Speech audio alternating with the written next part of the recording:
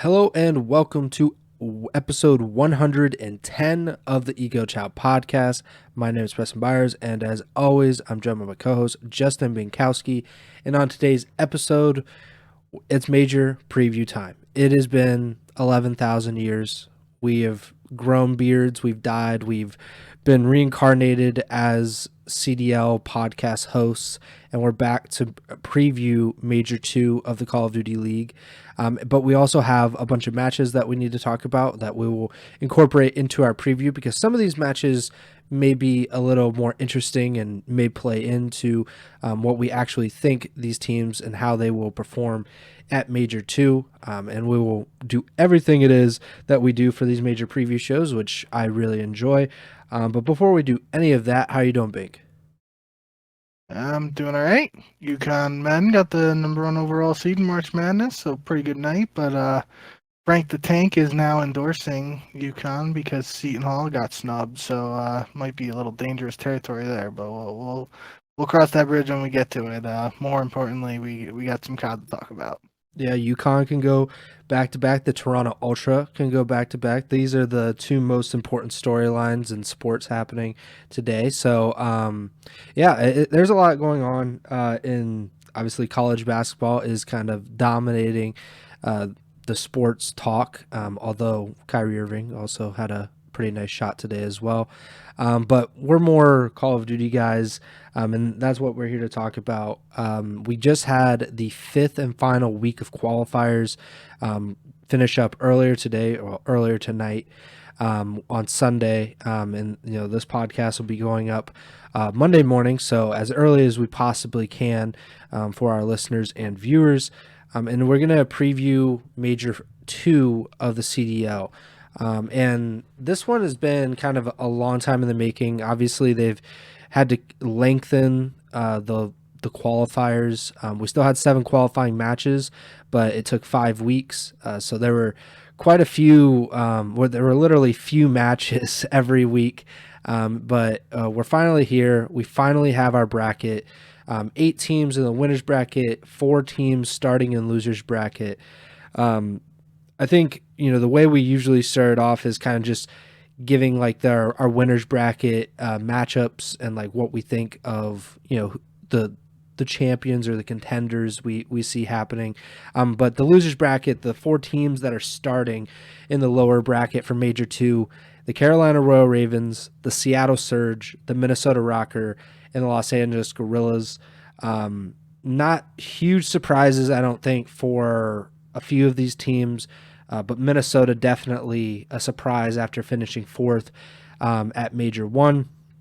And in the winners bracket, we have OpTic, we have Miami, Toronto, Vegas, New York, Boston, Atlanta, and LAT.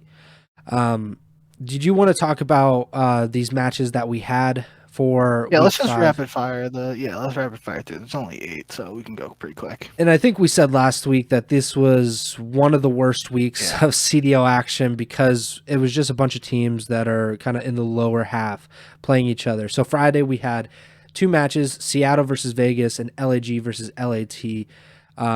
Vegas beat Seattle. Not a huge surprise there. The Surge have been very, very bad without Illy, although Seattle did win the Surge in the series. And then LAG versus LAT, a shocker in the sense that LAG has dominated this rivalry in the CDL's history, but LAT actually won this match 3-1. So both series going at 4, but both going to the teams that we both picked. Any thoughts on these 2 series on Friday? Yeah, I mean the thing that stood out was both 3-1s, and in both cases it was a team that won the S&D, losing the series overall. So the team that won the series went 3-0 and Respawn's 0-1 in search in both cases. And kind of like you said, this was according to Breaking Point, I believe LAT's second ever win against LAG in CDL history, moving them to 2-7 against the Guerrillas. So that was kind of interesting. I know we kind of mentioned last time when we were doing our predictions, we didn't know if we could go with LAG just because of how they've been playing up to that point. But we knew historically that the matchup was pretty one-sided in LAG's favor, and it turns out that is factually correct too. But LAT was able to get it done here. But and then in the the Vegas Seattle series in particular, Attach just continued his strong performance, and same with Gio. Gio looked really good. He had a really kind of nutty 3 or 4 piece on Rio in the map 4, I believe, that like it looked like his character was just spinning all over the place and just piecing people up. So that was kind of gross. Him and Attach both had 84 kills in this series. Gio just had like 5 more deaths to lower his KD below Attach, but they both played really well. So, yeah, I mean, there's another match after this for Vegas too, but this is we whenever we're talking about Vegas, we always go back to that home series where they made the finals in MW 2019, and that's a weird one because those home series, all the teams weren't competing in them, so it's tough to compare. But if you just throw that out the window, this is probably the best qualifier performance for Vegas, potentially in franchise history if you don't count that one home series that we keep alluding to. And if you certainly, cross that one off, then I think it's probably right up there. If they had a better performance, I can't remember it. So I feel like it has to be their best. Yeah, I mean 5-2. They finished in a tie for third place, on par with Atlanta and Toronto, which is amazing. I don't think that Vegas is on that level, but in terms of the qualifiers, they are, and that deserves a lot of credit. They weren't even close to being in the losers bracket here. They had actually secured the winners bracket spot heading into this week, even though they had 2 matches remaining. So an incredible performance from Vegas, and they ended up winning on Saturday as well. Saturday, March 16th, there were 3 matches. Vegas had the first match, and they swept Carolina, which, I mean, the real, the story out of this was after the match. Gwyn, his tweet, or actually his 2 tweets, where he called Vegas dog shit after they lost, and then he said pretty much like he doesn't know, he shouldn't be talking, but they shouldn't be losing, all that stuff. And I thought that was interesting. Theory replied back to him, I saw, and said, like, you haven't won anything, so you definitely shouldn't be talking about anybody. I don't know if you had any thoughts, because, I mean, we have been hyping up Gwyn quite a bit on this podcast, and deservedly so, because he has been very good despite Carolina's record. But that was just a wild tweet to send out after getting swept. Not many people, maybe Scrappy.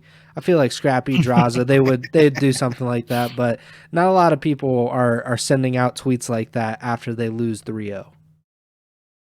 Yeah, it's tough just, as a rookie. I personally don't, never interviewed Gwyn, never talked to him, never been in the same venue or room as him, so I don't, know him well. Not that I, know a ton of pros well, but there are pros that I've covered extensively over the years, and you can kind of get a vibe of what they are like, on and off the server. For Gwyn, I don't really have a sense of, his personality and stuff outside of just how well he's been playing individually and statistically. So it's tough to judge exactly what was going on there. You can sit here and say he was probably just frustrated by the loss in that one series and Carolina's overall performance in the qualifiers. That's, again, without really knowing him, that's what would kind of make the most sense to me if it was somehow tied to that. But yeah, other than that, it is definitely a strange interaction there between him and Theory. And for Carolina, definitely had some very winnable matches that they weren't able to capitalize on. I think on the broadcast, it was, I think maybe it was Maven who might have mentioned it, like that the Carolina team isn't playing together right now for these online matches, like in the same facility or something. They're all playing from home and in different areas. So again, we always talk about the online factor for these qualifiers over the years and stuff, but not to make excuses. But that if that is the case, that could be playing a role in Carolina's lack of production over these qualifiers. But regardless, they dug themselves in a situation where their fate for winners bracket wasn't in their own hands heading into today's matches. And as it turns out, they're going to be starting the losers bracket, so a tough road ahead for them. But like we were just saying for Vegas, Vegas get a win here, punch up to 5-2, and they had a tough draw for the major first round winners bracket matchup, but that's kind of what we were setting up last weekend. That no matter how the 5 through 8 seeds shook out, they were gonna all have tough matchups against the 1 through 4 seeds. Yeah. As far as Gwen goes, I think these players they're weird. I don't know. Like I'm not built like Scrappy and Draza and Gwen. Like I could just never like be so reckless like that. But that's also kind of what got them to this point where Gwen is whatever, he's 19, 20 years old, and he's making thousands of dollars playing video games, and he's very good at it. He's one of the best in the world at it. But I mean, that's just like, it's crazy to say that, after losing a series like that. But, that's just how it goes. And I'm sure he'll have another great series, and then people will be like, maybe he was right, And Carolina is bad. That's not a secret at all. They're one of the worst teams in the league. And I'm sure as a rookie that, I think his team won Challengers finals last year or something like that. He probably hasn't been on teams like this bad relative to the competition. So I'm sure that is kind of a wake up call. That happens in traditional sports too. You're on a national championship team, and then you go to the worst team in the NBA or in the NFL, and you're like, holy crap, we suck. So it's kind of the same thing, I would imagine, for Gwen with Carolina at the moment. The next match on Saturday was Miami versus Minnesota. Minnesota just, they kind of suck. We both picked the rocker here. We thought, okay, if Minnesota is gonna bounce back, it's gonna be against Miami. Did not happen. Ends up being a 3-0 for the Heretics. I don't know. Like, I don't know what happened to Minnesota, because they had a really strong end to their first qualifier run. They obviously finished 4th at Major 1, and they've been horrible since then. And now they end up going 1-6 in the second round of qualifiers. They did lose a bunch of 3-2s. I think that was kind of the story that we were talking about.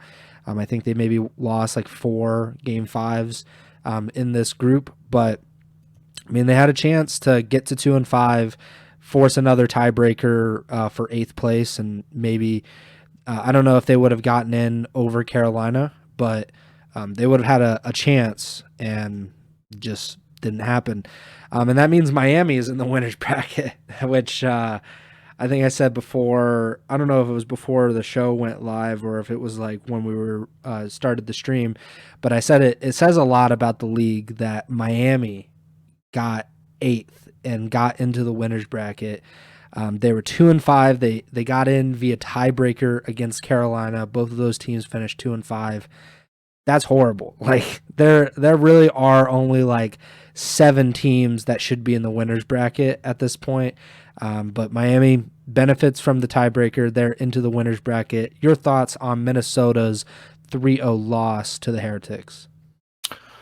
Yeah, I mean, this just one, the way Miami had been playing up to this point, you really just, it's one you thought Minnesota was going to have a good chance of winning, and turns out that they don't. And now the question, they put themselves in the position to start in losers bracket, and you're going to have a small sample size potentially at Major 2, but the question of, are they just a team that struggles online, or are they better on land? That sort of question is going to arise now, especially if they go on a little bit of a loser bracket run here at the Major. But on the flip side of that same coin, if they lose their first match at the Major, then it just becomes, they struggle online, struggle on land, so you can't really make that point. It might be time to make a roster change. So we'll have to see what's up, what's next for Minnesota. But obviously, putting themselves their backs against the wall heading into Major 2 with this loss, and they're going to have to show out to potentially avoid any potential roster changes. Obviously, that's speculation, and we don't know. I mean, they could technically get 12th and not make any changes for whatever reason, but the way things have been going lately, it definitely feels like a disappointing Major 2 performance would potentially lead to roster changes. Yeah, the further we get from Major 1, the more it'll feel like a fluke. It'll feel like an aberration that they ended up, they were at one point, I believe, fourth in the CDL standings as well because of that major. Um, we said it after the major that it was no disrespect, but we didn't believe that Minnesota was the fourth best team in the CDL, and they've kind of proven us right every single week since then. I don't know if a roster change is going to do it, but at the same time, sticking with this roster is probably not going to do it unless they're able to pull something out at Major 2, like you said, go on a little bit of a run. Then it calls into question, okay, what are we doing wrong in the online matches that we're not doing wrong at the major matches? I think it's just kind of I think a roster change is inevitable for them at this point. To go 1-6, like that's just, I think LAT did that one time where they had their championship roster. They played really poorly in the qualifiers, and then they kind of turned it around. But I feel like there's just more of a higher ceiling for that LAT roster than there was, or there is with this Minnesota team. Just give me 1 second here. It might be a Boston curse for Minnesota, if I remember correctly. How do I find the qualifiers? Because last year at Boston, yeah, holy. So last year at Boston, Minnesota got third, Major 2. Mm-hmm. Major 3 qualifiers, they went 0-5, came in last place in the qualifiers, didn't win, and then came in last place at Major 3 as well, 9th, 12th. So this year they get 4th at Boston and then have one more win and potentially could set them up for another last place finish. And I think that, that's the roster. They ended up going with a roster change to bring in Fame ahead of Major 4. So maybe who knows? Maybe Minnesota has to not do well at Boston LAN events in order to stay to be consistent and not struggle in the following qualifiers. But that's actually kind of weird that that's happened 2 years in a row now. Yeah, it feels like a hangover or something that they're still trying to shake off. It shouldn't be the case, but I mean, twice. What is it? Once is just kind of like whatever. Twice is a coincidence. Third time, we'll see next year. Could be a pattern, and maybe someone should bet on that next year that Minnesota's going to do well in Boston and then just absolutely tank for the online matches. But yeah, I do. Before we move on quick, just because, yeah, I personally and the podcast is big fans of SND. I do want to shout out Lucky, dropping 15 kills in the map 2 here against Minnesota, which ties according to Breaking Point, ties the SND kill record. It doesn't say it in the tweet, but I'm assuming it has to be CDL record because I know, I can think of several times. There's like the Crim 6-1 where he gets 19 or 20 in Ghosts, and Vivid had like 18 or 19 against Patty P at Champs and Black Ops 4, but that was 5v5. Yeah, so I feel like this has to be the CDL era, but regardless, shout out Lucky. We love high kill S&D gameplay, so way to go. Yeah. S&D, not something that Toronto, kind of segueing. I talked about it last week. I think they were 4-4 in these qualifiers, the Ultra in S&D, after having like a 13-3 record in the first part of the season. They end up losing S&D again to LAT. But they win the series. But I think that S&D loss is more concerning to me, at least, than just beating LAT, because I don't think that LAT is a very good team, and I expect the Ultra to win these series. So a 3-1 win for the Ultra. Are you worried at all about this S&D thing? Because I think that makes them 4-5 in the qualifiers in search, after I think losing 3 or 4 maps the entire Major 1 and qualifiers combined. It's definitely slightly concerning. I don't think it's like a massive red flag, but to put it in perspective, like you don't expect it to be like a below 500 team in S&D when Toronto came off of a major one where they didn't lose a hard point or an S&D. I believe that's it. They only lost control at major one, if I remember correctly. So obviously they have the potential to be nearly flawless in the ever important game modes. The interesting thing, like, is if it happened in hard point because a new map like Rio comes in, and some of the hard points on the other maps change, then you can maybe make that excuse. Obviously, Rio comes in for search. I don't even know if Toronto really played Rio search at all. I don't even remember seeing a ton of Rio search over these qualifiers, to be honest. But there's just, there's not as much of a change there because it's not like bomb sites or anything. We're changing on the pre-existing maps for the search map pool, so not really sure what to make of it.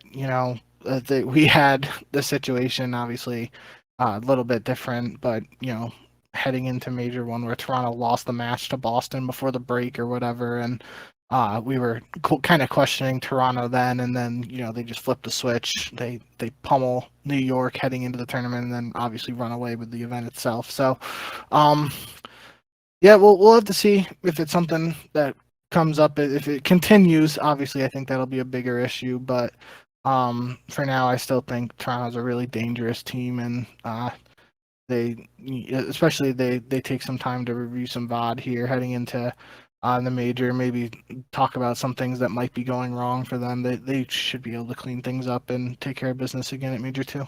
Yeah, definitely. Just it seems weird that it's happening, especially after being so dominant. And even if it is just kind of a regression to the mean, but it's a little odd that it keeps happening like this. Next match, the shocker of the weekend for sure, opened up on Sunday, which is today or yesterday if you're listening to this on Monday. Atlanta versus LAG. I remember talking about this, saying maybe Atlanta can pull off the upset. If you watch that series without having any knowledge of either of these teams, you would have thought that Atlanta were the underdogs, that they were fighting from beneath, because I mean they got stomped in the first two maps of the series. 250, 177. Abizi and Draza both go nearly double negative. High Rise Search, Estriel drops 11 to go up 2-0 in this series. The first map of the series automatically broke Atlanta FaZe's CDL map win streak. What were they at? Like 12 maps in a row. 12. They were in pursuit. If they won the first two maps of this, they would have broke their record from Cold War of 13 or 14 to tie it, something like that. Yeah, so that didn't happen. And LAG it looked like it might have been a sweep, but FaZe fights back. Simp goes for 38 in the control. They win 3-2. Invasion, it's one of those weird ones where it doesn't go to 250, 232 to 151 in favor of FaZe. Draza and Simp both go for 30 plus. And then it comes down to Search again, and Diamond Con drops 13 in the Search. LAG win 6-3. This is LAG's first and only win of these qualifiers, and it comes against Atlanta FaZe. That fits. That is very fitting for LAG to do that. Just as I was, saying their eulogy, saying, oh, they got to make a roster change, they come out and they beat one of the best teams in the league, the team that went to the grand finals of the first major. And Atlanta had just beaten Toronto, I think, last week or 2 weeks ago. So what do you make of this? Is this just like the ultimate fluke, or is there anything that you can actually take from FaZe losing to LAG? I mean, it's definitely got to be slightly concerning. I mean, we were talking last week about how it seemed like Atlanta was kind of improving in Search and Destroy because their only loss in these qualifiers was to New York, where they did lose 2 S&Ds to New York, but now they're 5-2, great record. They're in the top half. They're in the winners bracket. but they have two losses in these qualifiers, two series losses, where they lost 4 search and destroys. And regardless of the teams they played against, you certainly don't expect them to lose 2 search and destroys in a series to LAG. New York, you can probably make the case because they've been just playing really well lately. But Yeah. regardless of the team, you just don't expect an Atlanta FaZe team with that trio of Simpa, BZ, and Celium to lose 4 search and destroys across 2 series. I bet if we actually took the time and went back and looked, it would be incredibly rare if it has even happened at all. How many times they've done that? So, um, that is slightly concerning, and it's especially a little ironic just because we were kind of singing their praises of how it looked like they were starting to figure things out in search heading into the major, and especially on this 12 map win streak they were on, because 12 map win streak means they have 4 3-0s in a row, which means they've won 4 S&Ds in a row after losing the ones to New York. But nonetheless, that could be an issue, and we saw at the major, because I remember pretty sure they lost 2 S&Ds to Toronto in the grand finals, which is a best of 7. So obviously more S&D would be played if it goes the distance, but that's potentially their last 3 series losses then, where they've lost multiple S&Ds. That's just not characteristic of what we've seen out of this core trio over the years, or FaZe in the CDL. So gonna have to hit the lab hard with Pack over these next couple of days to see what they can cook up at the major. Obviously, still an incredibly talented team, and especially in S&D, they should have more than enough talent. It's just gonna come down to what they are able to figure out's been going wrong, and how they're able to adjust in a small time frame before the major. Yeah, I just I don't know what to make of that loss. LAG has been pretty good in S&D. That's kind Yeah. of like that has been their strong suit. Even though they have really not had a ton of strong suits. They beat LAT. That was the only map that they took in that series. They beat Carolina in search. That was the only map in that series that they won. And then they ended up beating OpTic in Hardpoint. They destroyed OpTic a few weeks ago in the opening Hardpoint, and then lost the remaining 3 matches, 3 maps. And then they also beat Vegas in search. So maybe it's a bad matchup, but to lose both searches and a respawn, that seems like very odd. Maybe it is just kind of lack of focus. Last match of the weekend before heading to Miami, and LAG has no chance to make it in. LAG isn't really seen as a threat. Maybe there's that, but that also just points to kind of like, what are you doing as a team to stop that, to make sure that you're not just giving up map wins or match wins to inferior opponents. So that is a really weird loss. But congratulations to Allie, because she now has to dye her hair purple. I did want to bring that up because there are certain people, not going to throw anybody under the bus or name names, but there are certain people that we know who have made similar statements that if X team loses, I will dye my hair a certain color, and they have not seemed to follow up on their end of the statement. But Allie did say on broadcast that she would dye her hair purple if LAG won, and she said in the post-match interview she's got a hair appointment to do it tomorrow. So assuming she follows through with it, kudos to her on uh, you know, sticking to her word. Yeah. Yeah, it's a rare trait nowadays with people. So that's odd. Boston versus Seattle. Yeah, Seattle is bad. I don't know what to say about this. They lose 3-0 to the Breach. Boston gets into the winners bracket. I think if Boston had lost this match, then Carolina would have gotten into the winners bracket. I think, because Yes, that's what Carolina's social media team was yeah. saying, that they were going to root for Seattle, but didn't have to worry about that. It wasn't particularly close in this series. Yeah, it's a Slasher dropping a 1.48 in this series. But yeah, 3-0 for the Breach. Any thoughts, opinions on this match? No, I mean it's tough because we've been saying we don't really know what to make of Seattle lately. Um, I think we know. it's a I think we know now. no, I just mean like yeah, it's kind of a one-sided series because you even look at the numbers and the most kills in the series was technically Hook at 44, but then for Boston, Slasher leads the way at 43. Priest and Snoopy both have 42, and Asim has 41. So it's like it's not like there were like huge numbers dropped in this. It was just a clean 3-0 for all intents and purposes. So it is a good sign for Boston. Again, this is an online series and very small sample size, only 3 maps and pretty one-sided. But Slasher, the 1.48, if I remember correctly, he was in that ballpark, or it might have been the same exact. It might have been a 1.45 in the one series at Boston. But Slasher played well in that one series loss they had in the Boston Major on LAN. If he's playing like this online and gets a shot in the winner's bracket now, he's doubling his chances to play double the amount of LAN he's played this year, and we know how much Slasher enjoys playing on LAN. So could be Boston heating up at the right time here. We'll have to see. Yeah.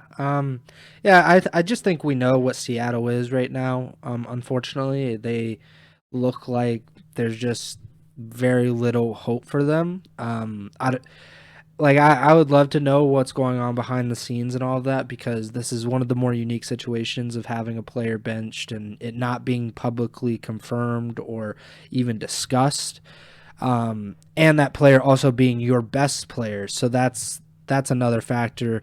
They just look completely out of sorts. They don't look like a team that I think they got fifth in major one or something like that, and they were, definitely seemed to be like in the top 6 in the CDL heading into these major 2 qualifiers. It just doesn't seem to be that case.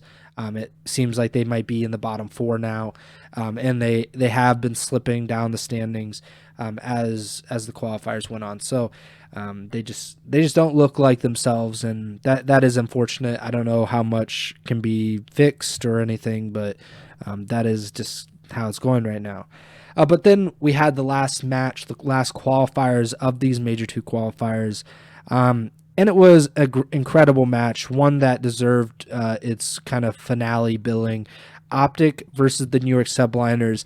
Both teams 6-0 heading into this match. Winner would secure the number 1 seed at Major 2, finish the qualifiers with a perfect 7-0 record.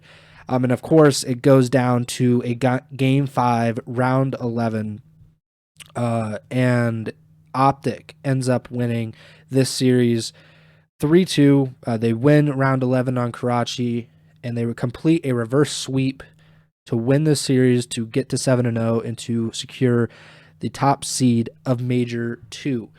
Do you think that this is OpTic the, are I don't want to say it, but like, is OpTic the team to beat at Major 2?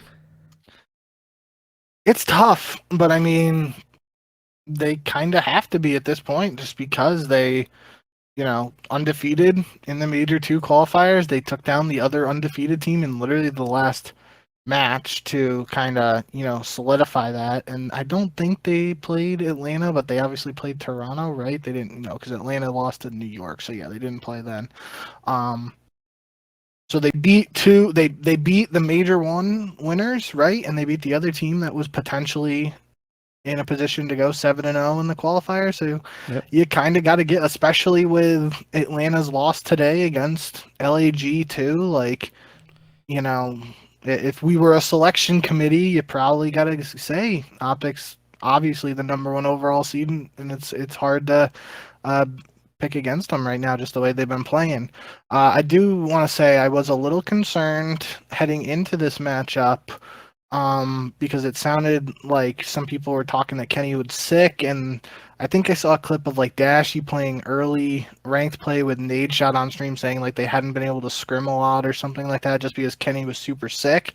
So that had me a little worried, especially after OpTic dropped the first two maps of the series, I was kind of like, oh boy, maybe this isn't a true testament of what OpTic's capable of. Then we're going to get, finessed and have them show up on LAN, and Kenny's going to be, 100% again, and then he's just going to ball out. But turns out that don't even have to have that conversation because they pulled off a reverse sweep against a team that was previously undefeated in these qualifiers.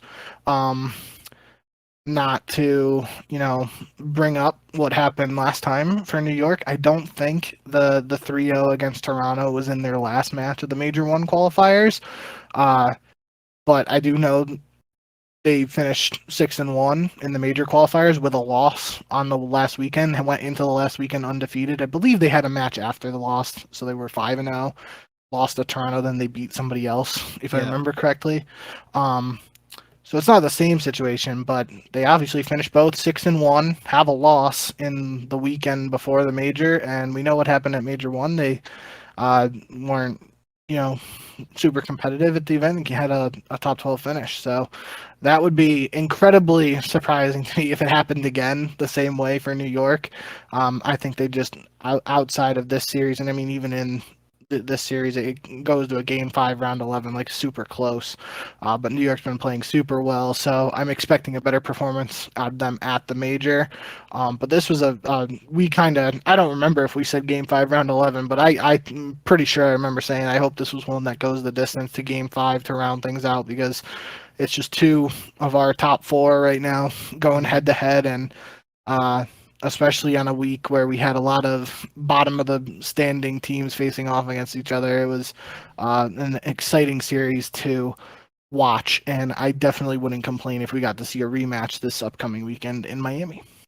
New York, they lost to Toronto in the first match of their final weekend of the Major 1 qualifiers, and then they beat Boston 3-2 in their final qualifier match before heading to Major 1, where they lost to Minnesota and Carolina. Only won one map across those two series and ended up finishing, like you said, top 12 after winning a world championship to end last season. I'm sure they're hoping that won't be the case.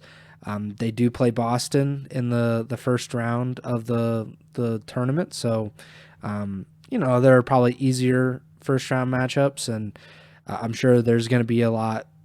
It is kind of a rivalry game just from the Priesta, that's kind of a revenge thing, but it didn't work out in the past for New York or for Boston in that case. But OpTic, I think I hate saying that they're the team to beat, because it feels like every time I say that they end up kind of laying an egg whenever I say that. But I mean, they went 7-0. They beat, like you said, Toronto and New York, and they look pretty good. They kind of seem like they're rounding into form. Toronto is not looking as strong as they did heading into Major 1. FaZe certainly isn't looking as strong now that they lost to LAG. They just beat New York. I don't think that there's any team outside of that top 4 that are serious contenders to win Major 2. So I think OpTic is the kind of the team to beat at this point. But the team that shows up in the qualifiers for OpTic and the team that shows up at the majors for OpTic, not always the same thing. Granted, that is a different roster. They did perform admirably at Major 1, but I can't just ignore kind of like the OpTic aura of it all, like that they somehow don't end up performing up to their standard all of the time. So I am a little concerned about that, but we will get to the Major 2 preview very shortly. So that does it for our pick'em for the Major 2 qualifiers. So you went 5-3, I went 5-3.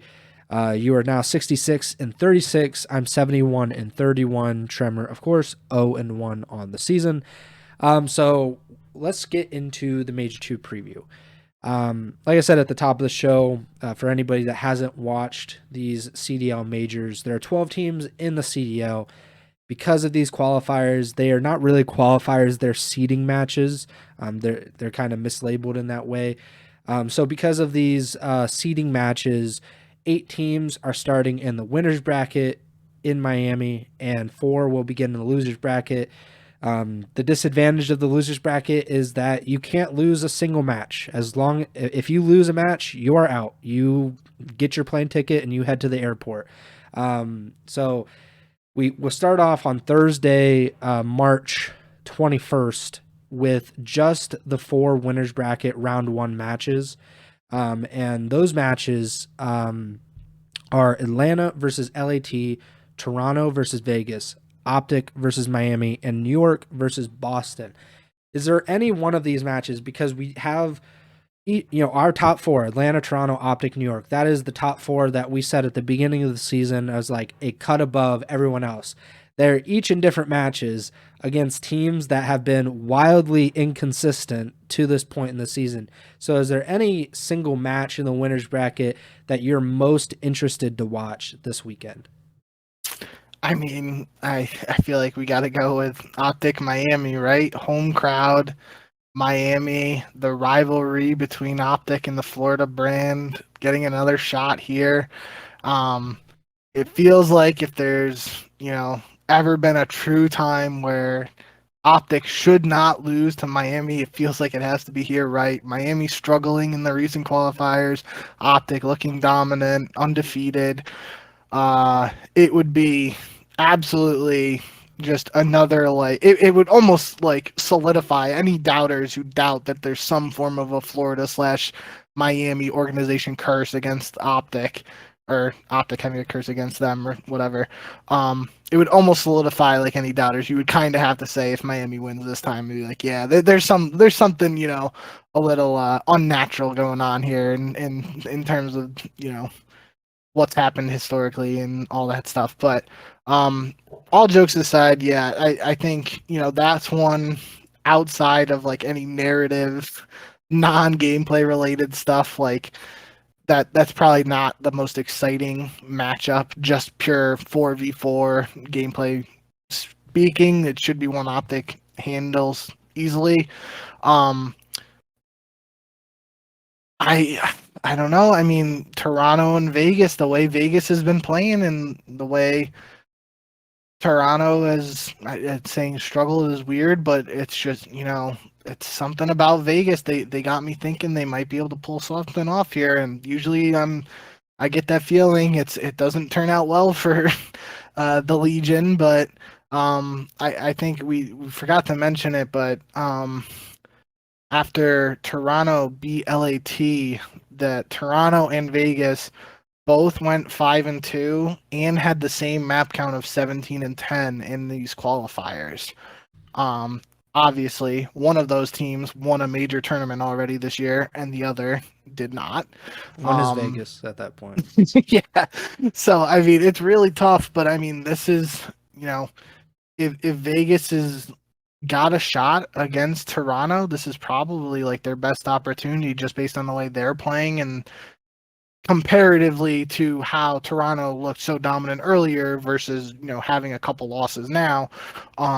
They got a shot. I still think this is one Toronto should handle, but it could be interesting if things shake out, in Vegas's favor. I don't even know Vegas's S&D record off the top of my head, but it's one where, well, I know Vegas just lost the S&D to Seattle, so it's not something here where we could say like Toronto struggled in S&D and Vegas might be able to capitalize on that. It could turn out to be what happens in this series, but it's not, it's not necessarily true that Vegas is a super strong S&D team with this current iteration. So it should be an interesting one, and that's same spot, kind of my head's at for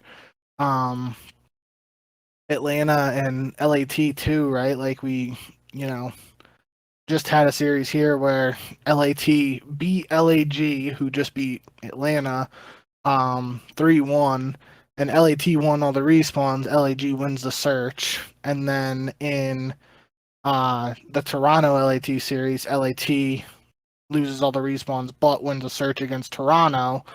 So I don't know. It could be one where maybe, LAT, the new roster has done better in hardpoint up to this point than the previous iteration of LAT, but is this one where LAT like steals one hard point and then wins the two searches and sends FaZe to the losers bracket? Like that would be nutty, and probably before this loss to LAG, it's something we wouldn't even really question, right? I don't think I would have any seeds of doubt in just picking Atlanta and being, that is what it is. But now we gotta, that this last match could, cause some chaos. It is March Madness, time for upsets. I don't know. Obviously, if I'm still picking someone, I would be picking FaZe over LAT. But it's got to be said, it could be a case there where just LAT is able to figure something out and search, and if that's the weak point. But then again, same side of the flip, same side of that coin. If Atlanta is able to buckle down and work things out with Tupac heading into this, and see what's been going wrong, talk things through, get on the same page and search, it could be an event where Atlanta just steamrolls everybody in search. So going to be interesting to see what comes to fruition. But I do think, all jokes aside, that given the way these qualifiers happened, and saying like previously that we probably have like our top four, and then it doesn't really matter who the 5 through 8 teams are, where the top four should win. We do have some matchups here where there could be some upsets just due to the performance of the certain teams. And really going into any tournament, you want to see the best teams play the best teams, but upsets happen, and it's really cool. So you want to see some sort of variance, and you just, I don't know. There's probably people who do want to see the best team win 100% of the time, and not have like your 13 seed beating your 4 seed in March Madness. But I'm just rambling at this point. Regardless, I think we have some intriguing matchups, and I'm excited to have some land COD to talk about again. I'm one of those people that I just root for the upsets unless I have like some kind of rooting interest for one of the favorites. So like, but in the CDL, I don't really have that. I don't like, it's not something that I'm like, oh man, I really need Toronto to win or something. But so I'm loving if there's going to be upsets, say if, it's not going to happen. It literally will not happen. But if Miami, Vegas, Boston, and LAT all win, that like we're living, because then we get all of the best teams in the losers bracket.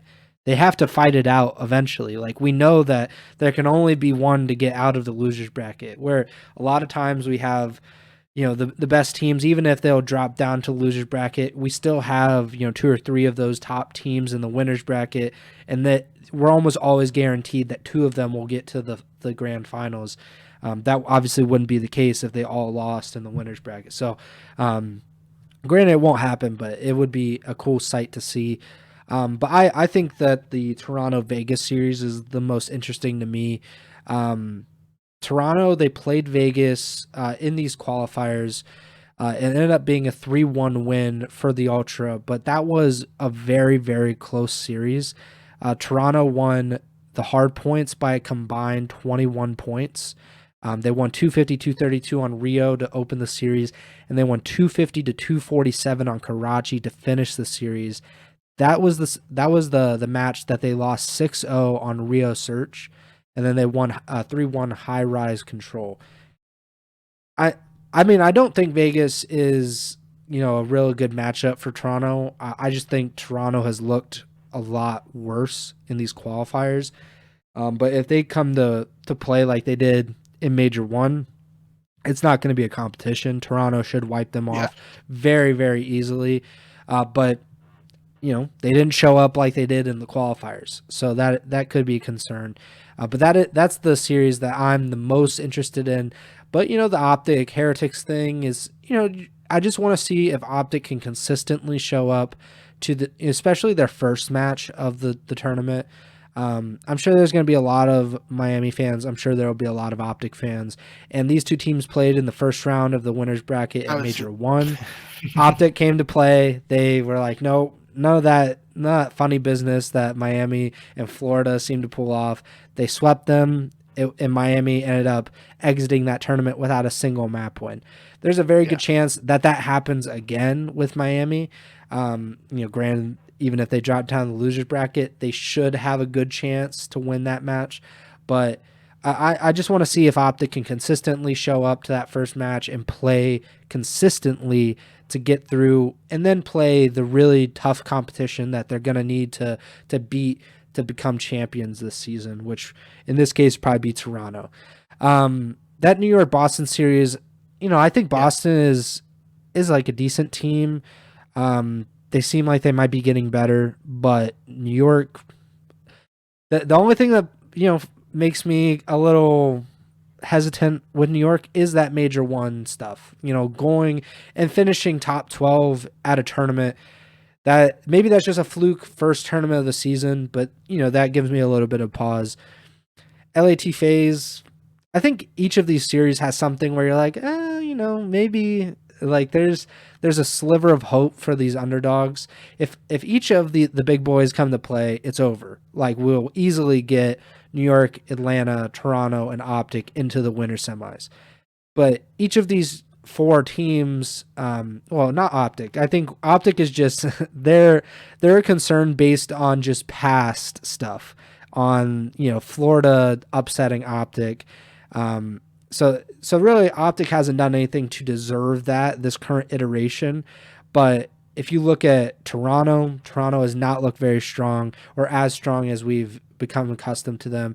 New York, Major 1. And then FaZe, they just lost to the Guerrillas in their final match before this major. And I'm a big believer in momentum, especially with Call of Duty teams, that when you lose your match, your last match, like, it can be very, very difficult to even show up and play and win a series that comes after that. And that's going to be the lasting memory for FaZe, I would imagine, is you lose on Sunday, you don't play again until Thursday, but the last time that you played, you lost to one of, if not the worst team in the CDL.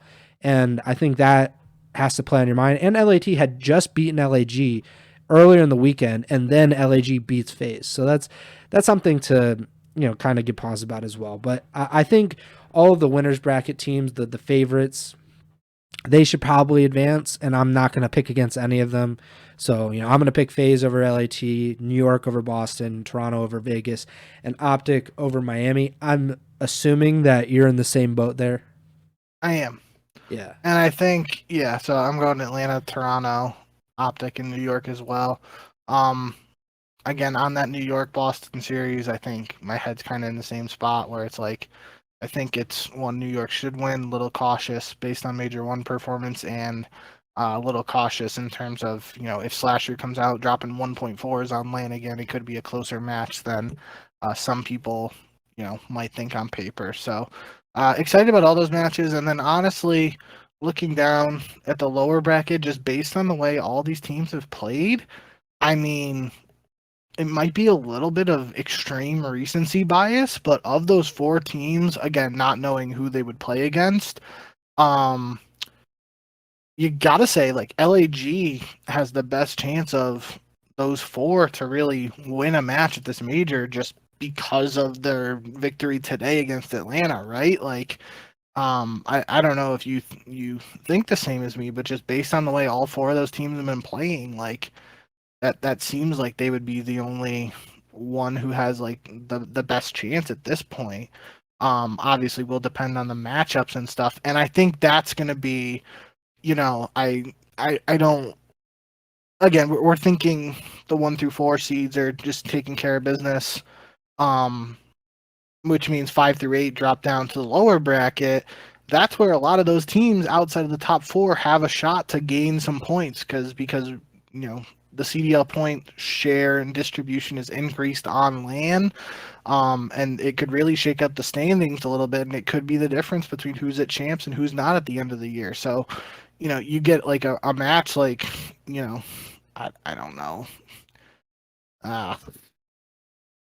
It's tough, but let's just say LAT versus LAG again. Like that's one where, LAT just beat them online, but LAG is ahead of them in the standings, and if are they ahead of them? I feel like they have to be because they got wins I'm at pretty Major sure. 1 and LAT didn't.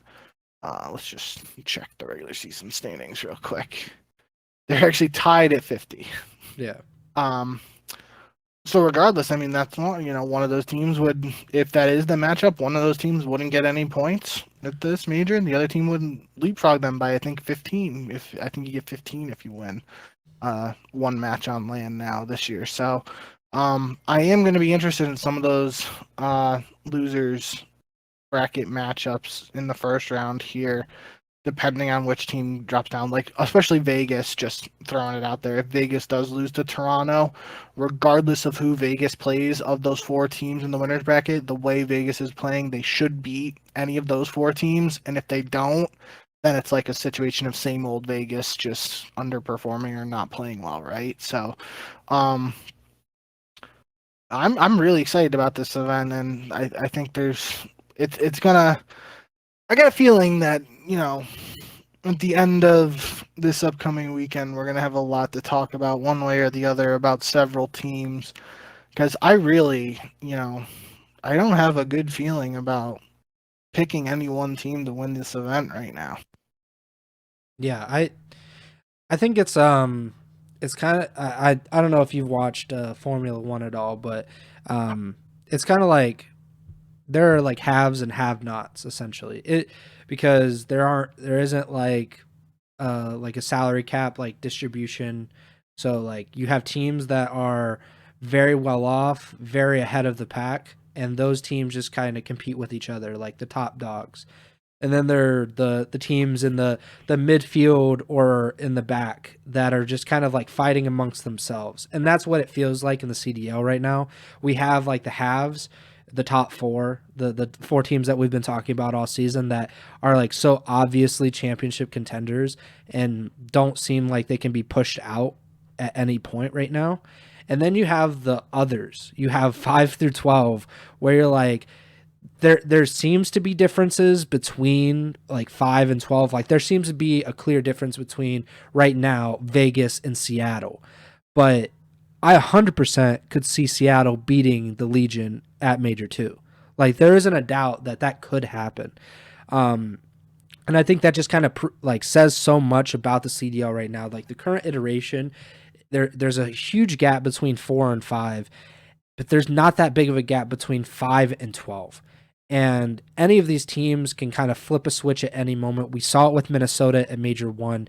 They were the only reason that they were so high in the standings was because they won like I think 2 or 3 qualifiers to end it, and then they just happened to be that fourth place team at Major 1. And that makes a difference. One of these teams or two of these teams are going to place top 6, and that's going to be a huge edge on the rest of the teams that finish top 12. If you lose in losers round 1, that's a huge loss. That's devastating to kind of like how you're going to be able to build or try to get out of the bottom 4 if you're in that little space. And there are some teams that really need to get out of it. Boston right now, I think they're in last place in the CDL standings. Or no, they're in second to last place. So they are 5 points ahead of Carolina. So they're in 11th place.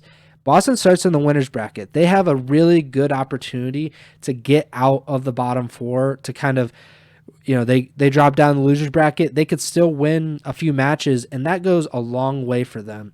But I think the way it goes for the drop downs are, I think the loser of OpTic Miami, I think they drop down to play Carolina, and then Toronto versus Vegas, loser drops down to play Seattle. New York, Boston, loser goes to Minnesota, and then FaZe, Thieves, loser goes down and plays LAG. I think that's how it is because I was just looking at the Major 1 bracket and it seemed to be like a drop down, and I think they flip when it goes to round 2. I remember that in years past that it was something along those lines as well. So I think like if that were to be the case and the winners round 1, favorites they all win, then you would have Miami versus Carolina, Vegas versus Seattle, Boston versus Minnesota, and LAT versus LAG in losers round 1. mean, the Battle of LA, we've seen it in the past. LAT has almost always been the more talented team, and LAG has won almost all of the matches in that franchise's history. It didn't work out this past weekend, but I mean, LAG, I think they won a match or two at Major 1, so maybe things will work out the same. Boston versus Minnesota would be a very, very interesting matchup because Minnesota has looked horrible. But, Boston, I mean, I don't think that there's a huge gap there, like I just said, with Boston and Minnesota. I don't think that Minnesota is so far behind the breach that it's almost impossible for them to win that. Vegas, Seattle, if Vegas lost that, I mean, it's like you said, it's just classic Vegas kind of choking away. Easy, very manageable points. And then Miami, Carolina, I have absolutely no idea what to expect out of that because Carolina kind of seems like they're almost in turmoil, even though they had an opportunity to be in the winner's bracket of this, and Miami was in the winner's bracket. So it just seems like a very interesting tournament, like you said. But I also don't know who's really going to win this. It was the same thing in Major 1. I thought, okay, there are a few teams that have a really good shot. I think I might have went with New York, or I don't completely remember, but for this one, I'm not going to pick FaZe because I think that right now there's no way that you could say that they're the best team. You can't really say that they're like, second or third or whatever, but they're definitely not the best right now. I think I'm gonna go with OpTic, but Wow. but I might just be drinking the Kool-Aid a little too much. No, I mean, I don't hate it. I like I said, I mean, I feel like the last time I picked OpTic was the last event of last year and it didn't work out for them. Yeah, they got smoked. And my head's kind of like, I would say after that, I probably am leaning New York as my second option. But there's just that cloud of uncertainty again around how they performed at Major 1 that, could be causing some doubt there. I have questions around Toronto and Atlanta just based on recent performances. So I don't really feel great about picking any team. I guess just I'm just gonna go with New York, I guess, is my not confident pick. So hopefully neither of us are picking Atlanta, and now surely Atlanta just goes, undefeated map count through the entire event, right? Yeah, that would make sense. My thing with Toronto is if they had a winners round 2 match against Atlanta, I would feel a little more confident because I've seen Toronto just like thoroughly beat them. Obviously the last match they had, Atlanta won, but we saw at Major 1, Toronto was definitively the better team than FaZe. With Toronto and OpTic, the only match that they've played against each other was in these Major 2 qualifiers. They didn't play at all in the Major 1 qualifiers. They didn't play at all in Major 1. That makes me think, okay, like, they're not familiar with each other, and OpTic has the edge there, at least in that one match, and it was a 3-2. But OpTic, they showed that they were definitively the best team in the qualifiers, in Major 2 qualifiers. Toronto has kind of slipped, and if OpTic was going to lose to Toronto probably has to really dominate S&D. That's consistently been a weak point for OpTic over the years. Toronto's S&D has slipped, whether that is a really, really bad slip and they can't get it back, that remains to be seen. But I think just in that case, it kind of looks like OpTic would have an edge there. But we'll see. I mean, I also think Vegas might not be the easiest team to play round 1. I don't think, and this is probably jinxing them, I don't think OpTic's going to have too much trouble with Miami, but famous last words for OpTic fans for sure. But I'm very much looking forward to it. I think the winners semifinals, if we do get OpTic versus Toronto and New York versus FaZe, I think that is like, we're eating then. That is about as good of a matchup or 2 matchups that you can possibly get in the CDL. But yeah, I'm gonna go with OpTic, just as my overall champion. But you know, we don't know anything, and I definitely don't know anything, and I'm just looking forward to the tournament. Um, any teams outside of the top four, who do you think is the most likely to win the entire tournament? I think, I tried to say this is like the dark horse, Yeah. because it just feels like there's a gigantic gap between the top four and everybody else. And if any of the bottom eight are gonna do it, they're gonna have to. One of them's gonna have to beat these teams. They're probably gonna have to beat multiple teams. If you're say Vegas, which would be just like an insane thing for Vegas to get anywhere near a grand final. But in their case, they would have to beat Toronto. They'd probably have to beat OpTic, and then they would probably have to beat New York or FaZe to even get to the grand finals. That's like the hardest road that you could possibly have. So is there anybody in that bottom eight, or who do you think? Okay, rephrase it. There is nobody in the bottom eight that you think will win, but of the bottom eight, who is the most likely? I don't think any of them. I mean, and it's crazy to say what I'm about to say, but again, based on recent performances, I feel like you got to go Vegas and LAG, which is just absolutely crazy to think about, especially in the case of LAG, because that's purely based on one win a couple hours ago today against FaZe, because they still went 1-6 in the qualifiers. Vegas at least went 5-2 in the qualifiers, had some good wins. But kind of like you pointed out, the way the bracket is set up, even if they do upset Toronto, they have a gauntlet ahead of them theoretically to even get to the finals, let alone win. So, but I'm not really confident in any of these other teams in the 5 through 8 range.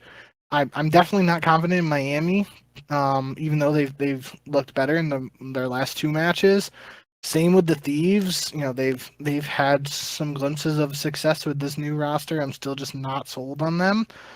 So I guess, maybe Boston is technically the correct answer, just because, if Slasher again is dropping 1.4s on LAN and they catch New York slipping, or New York is struggling to start this tournament similar to Major 1, maybe Boston goes on a run, but I'm just and then the bottom 4 teams, I'm really not confident in any of them right now. So yeah, I don't know. I feel like it's a 4-team race at this event, and any team that could be the 5th quote unquote horse would be like just throwing a dart at a dartboard, and they all got the same chance. Yeah, I'm really conflicted because I think that the best team outside of the top 4 right now, I mean, Vegas definitely look like it, but I tend to think that Boston's probably the best team outside of the top 4. But I also think that they would have like the hardest road to get to like a grand finals. I'm kind of leaning toward Minnesota. Just simply the fact that they start in the losers bracket, it might make it a little bit easier. Granted, they would have to beat Boston in the first round, but I mean, this would be their kind of road to it. Is they beat Boston, they beat LAT or LAG, either one, and then they play OpTic or Toronto. Not easy, obviously. That's why they're not likely to win a championship, but if they were somehow to get past that, then that gives them a lot of confidence. Maybe they're able to get to a championship. But I can't pick because they've kind of all beat each other. Like Vegas has kind of beat up on the bad teams so far, even though I think they lost to Boston last week. So, there's that. Boston hasn't looked great. I think they went 3-4. Obviously, Minnesota went 1-6. But the thing with Minnesota is they also lost like 4 game 5s in these qualifiers. So, and I think 2 or 3 of them were against like Atlanta and Toronto. So maybe there's something there. But yeah, I would say Minnesota, just because I've seen them kind of go deeper into the tournaments at Major 1 than I've seen any of these other teams. But LAG have that advantage of like they're pretty good in search. So if they just kind of pick up like a hard point every now and then, like maybe they're able to kind of pick up these series. But again, that's a lot to ask. And I don't think that there's going to be another Major 2, what was that, Major 2 2022 with Spart and all of them winning for LAG. I don't think that's going to happen again. And even then, they lost in the winner's bracket and made that run. So they don't have that luxury here. But who did you go with as kind of like your overall champion? I'm hesitant New York. Okay. So yeah, you're hesitant to New York. I am kind of probably tempting fate with OpTic. And FaZe is just kind of lurking in the shadows like, okay, you guys are idiots and we're going to prove you wrong. But that's the Major 2. I wanted to pull up the standings real quick for the actual season, because that can kind of give you an idea of like what's really at stake. Granted, it's obviously great to win money, great for like the prestige of winning these tournaments. But these tournaments go a long way for seeding, for champs, making sure that you get into that top 8, or more importantly, staying out of the bottom 4. So right now, Toronto is the number 1 seed with 210 points on the season. Atlanta, 195 in second. OpTic is in third with 170. Quite a big drop to fourth, which is New York with 120. Minnesota at fifth place still, 85 points. And then there's Vegas is right behind them, 75 points. Miami and Seattle are tied for 7th with 70 points. LAT and LAG tied for 9th with 60. Boston in 11th at 50. And then Carolina with 45 points in last place. Deservedly so, I think, because they have the lowest match win percentage and the second lowest map win percentage. LAG currently has the lowest map win percentage on the season. But, they went farther at Major 1, so that kind of helps things. But yeah, we could really see a shakeup in these standings. If Minnesota especially loses in losers round 1 and stays at 85 points, it would not be shocking to see Vegas jump into 5th place, which I might have a heart attack if that happens. Just that to see them that high in the leaderboard would be pretty shocking. But yeah, I think that about does it. Anything that you want to talk about before we head on out here?